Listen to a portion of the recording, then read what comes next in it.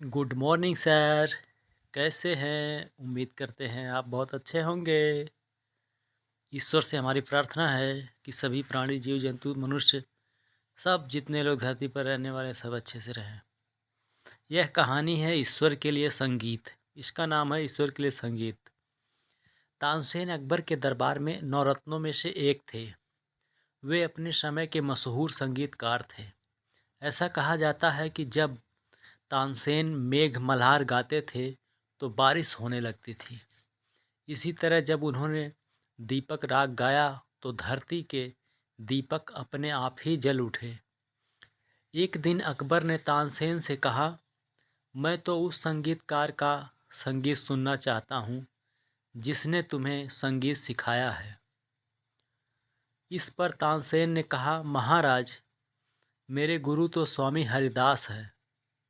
वे तो आपके दरबार में आएंगे नहीं, क्योंकि मेरे तरह वे आपकी नौकरी में नहीं हैं।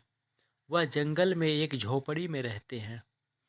जब उन्हें अच्छा महसूस होता है तो वो गाते हैं, और जब अच्छा महसूस नहीं होता तो नहीं गाते हैं। बादशाह अकबर ने कहा कि अगर वे यहाँ नहीं आ सकते तो हम उनकी झलक देखना चाहेंगे।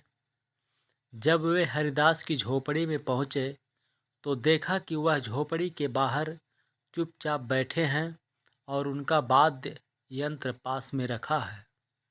बादशाह अकबर ने कहा, तानसेन, क्या अब आने के बाद भी हमें हरिदास जी का संगीत सुने बिना ही लौटना पड़ेगा?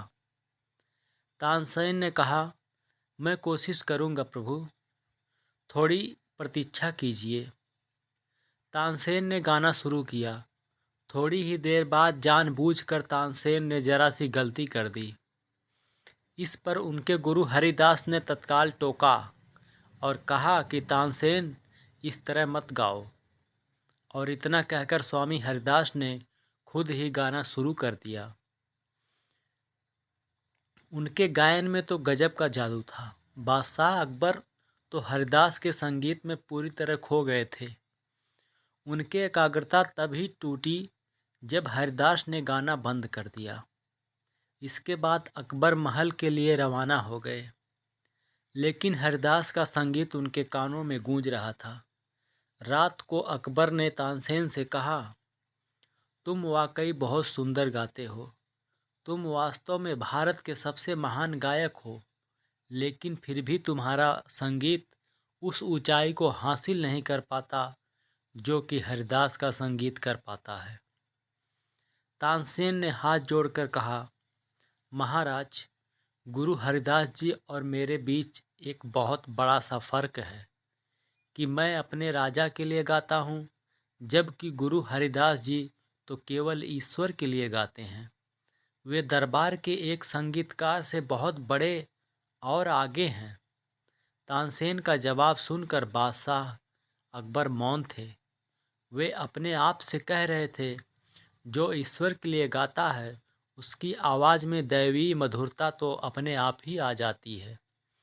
इस कहानी से हमें यह सीख मिलती है कि हमारे जीवन में सफल होने के लिए आज़ादी अहम होती है। जो आज़ाद होते हैं वो किसी भी कार्य को बहुत अच्छे से करते हैं, मन लगा कर करते हैं। Goodbye. जय हिंद, जय भारत।